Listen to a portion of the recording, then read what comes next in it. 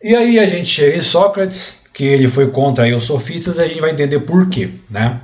Primeiramente que ele já vem com os dois pés no peito, né, em cima dos sofistas, falando, nananina não, a verdade não é relativa a coisíssima nenhuma. A verdade ela é absoluta e universal. Ponto final, né? Sócrates já chegou a se metendo louco, né? O cara é vida louca. Então é isso, certo? Sócrates acreditava que a verdade é universal e absoluta. Por quê? Porque ele via que todos os seres humanos, todos os seres humanos possuem a razão, possuem a racionalidade. E por conta disso, e isso independente da cultura, certo? Independente da civilização, da cultura do povo que a gente está lidando, independente disso, todos os seres humanos possuem a racionalidade, possuem a razão. E por conta disso, Sócrates ele acreditava que isso fazia com que tudo se voltasse para uma única coisa, que seria a verdade, né? Então a racionalidade, né, que está presente em todos os seres humanos, que funciona de uma mesma forma, essa razão fazia com que todo ser humano, né, qualquer ser humano, conseguisse ter acesso então a essa verdade universal e absoluta, certo? Então, na cabeça de Sócrates, assim como o europeu, né, conseguiria ter acesso à verdade, os tupinambás também eram capazes, pelo simples fato de terem a razão, certo? E para você alcançar a verdade, você precisa ser sábio. E aí tem a grande questão: como você vai ter sabedoria? Né? A busca da sabedoria, né, é o caminho que você vai ter que trilhar para alcançar a verdade, né? Quanto mais sábio você fica, mais perto da verdade você está. E aí, então, como que você vai adquirir sabedoria, né? O Sócrates vai nos responder que o primeiro ponto é você perceber que você é ignorante. Já é o primeiro passo, né? Por causa que ele usa, inclusive, essa frase, só sei que nada sei. O que significa? Pode parecer a coisa mais besta do mundo, coisa mais idiota, né? Essa frase, só sei que nada sei, grande bosta. Mas o que está por trás dessa frase, né? O só sei que nada sei fala justamente dessa questão de você perceber que você é uma pessoa ignorante. A partir do momento que você percebe que você é bosta nenhuma, que aí você vai sentir um grande incômodo, né? E este incômodo faz você pensar, pô, cara, isso... Eu sou um merda, meu irmão. E aí, já que você é um merda, já que você não é sábio bosta nenhum, você é totalmente uma pessoa ignorante, Pra que agredir? isso vai gerar um desconforto muito grande em você e você vai querer não ser ignorante. Pô, eu sou um merda, eu não sei de bosta nenhuma, só sei que nada sei. Mas o que eu vou fazer?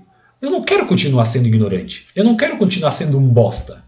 Então o que eu vou fazer? Eu vou buscar o conhecimento. Então, esse é o caminho, esse primeiro start, né? A partir do momento que você reconhece que você é ignorante, que você é um bosta, que você é burro, né?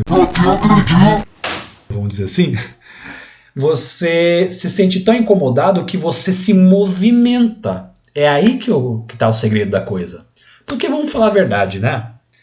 Pense numa pessoa arrogante, uma pessoa metida, uma pessoa egocêntrica. Eu vou matar o Melodias. Aquela pessoa chata que dá vontade de me dar uma bicuda no infeliz, ou na infeliz, né? Como que é essa pessoa? Uma pessoa arrogante, ela se acha a dona da verdade. Ah, eu tô certo porque disso, porque daquilo, eu sou a pessoa foda. Ah, eu sou... Eu estou certo, eu sou o centro do universo. Ai, ai, ai. Uma pessoa dessas, ela vai buscar o conhecimento? O que vocês acham? É óbvio que não. Porque uma pessoa arrogante, ela tá acomodada, ela tá confortável.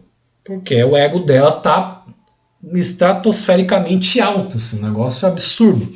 O ego da pessoa chega aos céus. Então a pessoa se achando a fodona, ela vai ficar de boa. Ela vai ficar confortável. E aí ela não cresce. Ela se atrofia, né? E aí esse é o segredo. É você descer do salto, né? E reconhecer que você tem muito a aprender na vida. né? E a partir do momento que você tem a consciência de que você é uma pessoa ignorante, que é uma pessoa que precisa aprender muita coisa na vida, isso te faz entrar num estado de desconforto, de incômodo, porque você vai enxergar a necessidade de buscar o conhecimento. Então, a pessoa que percebe a sua ignorância, ela se movimenta. Agora, uma pessoa arrogante, ela não se movimenta. Ela fica parada, ela fica estagnada, e com isso se atrofia e ela não alcança a sabedoria, certo? Um outro ponto é a busca do autoconhecimento. Isso está relacionado com a questão de você reconhecer a sua própria ignorância e por isso se movimentar, né? Para você ser sábio, você precisa sempre se autoconhecer e ficar se autoaperfeiçoando. E isso está relacionado com uma outra frase de Sócrates, que é: conhece a ti mesmo. Ou seja, você quer conhecer a verdade, você quer conhecer as coisas do mundo, mas você não se conhece? Como assim, né? Então, um ponto de partida importante para você ser sábio é você se autoconhecer. É você saber quais são os seus limites, né? As suas capacidades, né? Quais são os seus defeitos, quais são as suas qualidades, para antes querer partir para essa jornada aí na busca do conhecimento, né?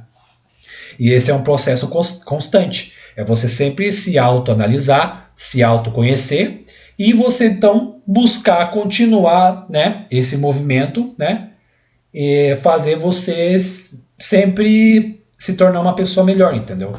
A cada momento você se aperfeiçoando e se tornando cada vez melhor, cada vez mais sábio, né?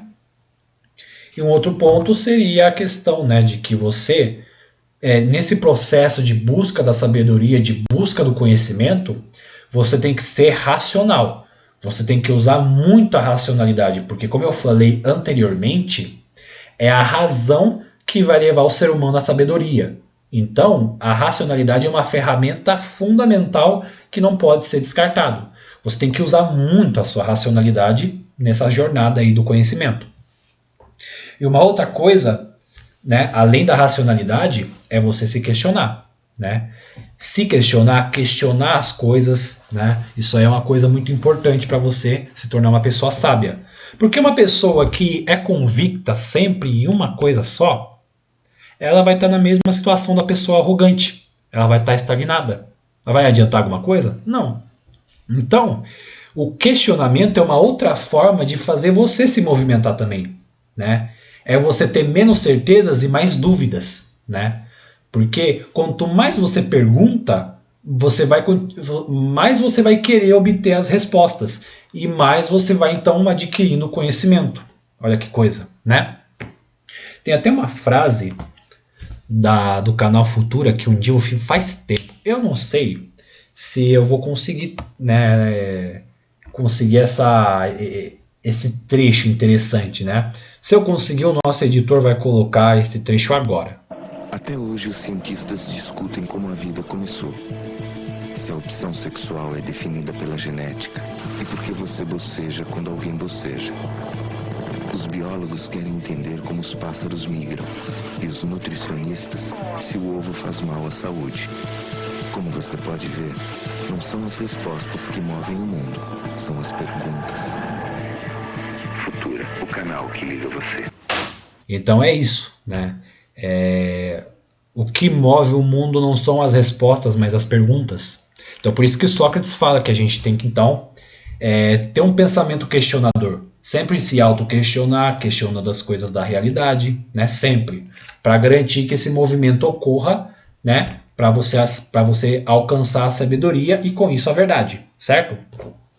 E uma outra coisa muito bacana de Sócrates é que ele era totalmente contra essa questão do ensinamento, né, ser pago, né, de você ensinar uma pessoa em troca de algum valor, de algum dinheiro, de grana. Sócrates era totalmente contra isso. Por isso que ele batia de frente com os sofistas, porque os sofistas faziam exatamente isso, né? Por quê? O Sócrates ele acreditava que o conhecimento não é uma coisa que é comprável, que dá para vender, né? Sócrates ele vê o conhecimento como como um direito universal, né? Então na cabeça dele todo mundo tem o direito de alcançar o conhecimento, independente se é rico, pobre, homem, mulher, né, escravo ou um aristocrata, não importa. Todos têm racionalidade, por isso faz com que todos tenham o direito de alcançar a verdade, de alcançar o conhecimento, sem precisar pagar para isso. Porque o conhecimento é uma coisa que não dá para vender, né? Essa era a visão de Sócrates, que é muito bacana, né? Então, para ele, o conhecimento era uma coisa que deve ser acessível para todos, certo? É quase um direito universal isso aí na cabeça de Sócrates, certo? E o Sócrates, ele criou uma coisa chamada método socrático, né? O método socrático seria um jeitinho, né, de você conseguir conduzir a sua racionalidade de uma forma correta, né? É um jeito que você tem de você conduzir a sua racionalidade no caminho certo para alcançar a sabedoria e a verdade, né? E como que é esse método socrático? Ele funcionava da seguinte forma, né? O método socrático, ela possui basicamente duas fases, né? A fase da ironia e a fase da maiêutica, né? O método socrático, ele era muito aplicado nos debates, certo? Então, o Sócrates usava desse método nas discussões filosóficas que ele tinha com os seus discípulos, né? Porque o Sócrates, ele era um cara muito gente boa. Então, ele conseguiu ter vários seguidores, vários discípulos, que buscavam, né, por meio do ensinamento de Sócrates, a alcançarem conhecimento também. Sou foda! Né? Então, Sócrates, ele era um cara bastante visionário. Ele é um cara bastante assim, cabeça. E isso atraía as pessoas, né? Então, Sócrates tinha discípulos, né? E aí ele debatia com os discípulos dele, né? É interessante que o Sócrates não discutia só com os discípulos, ele discutia com várias pessoas na cidade de Atenas, né? E justamente por conta disso, né, que toda pessoa tem racionalidade, então isso faz com que o Sócrates não tenha preconceitos. Isso é uma coisa muito bacana por parte dele. Mas voltando aqui, o método socrático, então, é aplicado em momentos de debate, né? E o Sócrates fazia isso principalmente com os seus discípulos, né? E aí o que acontecia? Vamos imaginar no seguinte cenário. Temos vários discípulos, né, sentados, né, de boa. Sócrates também estava sentado junto com eles, né? E aí eles começavam a discutir a respeito de um tema X, né? Então a primeira fase seria a ironia. O que o Sócrates fazia nesse momento? Sócrates deixava que todo mundo falasse a visão deles, né? O que vocês acham de política? Aí eles falavam. Né? O que vocês acham de tal assunto? Né? Deixava o pessoal, né, literalmente não, mas tipo, deixava o pessoal, né, vomitar suas ideias, jogar para fora e se expressar, né? Expressar suas opiniões, né? E o Sócrates só ficava quietinho assim, observando, pá, né? O pessoal falar. Quando acabou, né? Quando todo mundo ficou quieto, quando todo mundo terminar, o que o Sócrates fazia? Ele analisava opinião por opinião, ideia por ideia, e ele tentava encontrar contradições em cada discurso, em cada ideia, em cada opinião, né? Então ele tentava achar essas contradições, esses erros, né, dentro dessas ideias, dessas opiniões, né? E aí que vem a ideia muito interessante, porque ele pegava essas contradições e jogava na cara das pessoas. Não, mas você falou que isso é isso, mas você tem que ver esse ponto aqui, porque se tal coisa é verdade, por que você falou isso também, né? Se você falou que A é A, por que você falou então em outro momento que A pode ser B também? Entendeu? Então ele pegava o discurso das pessoas, né, principalmente dos discípulos, né, ou de qualquer um que esteja participando desse debate. Ele via a opinião, as ideias, encontrava os erros e as contradições e tacava na cara das pessoas. O Sócrates era a vida louca, pô, pensando o quê? A mina aqui do baile! Né? E aí o que acontecia? Havia então essa desconstrução, né? essa desmontagem dessas ideias que surgiam. E essa moto passando para atrapalhar a minha aula. Já foi. Então, quando Sócrates então ele tacava as contradições na cara das pessoas, né? A ideia inicial, as ideias iniciais eram totalmente desconstruídas, desfeitas, destruídas. E por isso que a gente chama essa fase de ironia, certo? A fase de ironia, o que é ironia, gente? Ironia, né, não traz aquela ideia de coisas contrárias, né? A ironia não seria a pessoa falando A querendo dizer B na prática? Então, o nome dessa fase é ironia justamente por isso, porque a gente tem duas coisas opostas, né, se degradando. Temos as opiniões que foram ditas e as contradições, certo?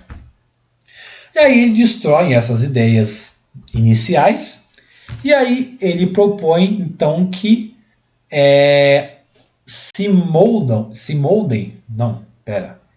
ele propõe então que fosse moldado novas ideias.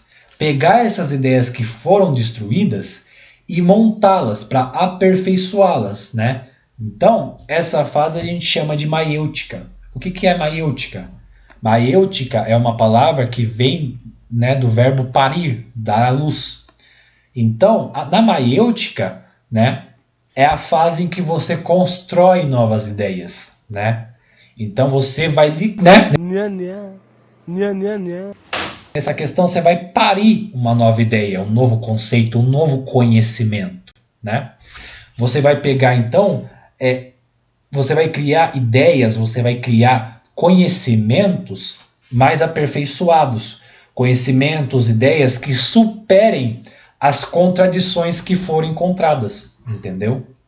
Então, reparem, o que tem dentro do método socrático? Vocês conseguem perceber alguma coisa? Né? Contradição, conflito, uma outra coisa sendo gerada? Exatamente, dialética, né? Então, o método socrático é basicamente um método dialético aplicado nos debates de ideias. Olha que coisa bacana, olha que coisa interessante, né?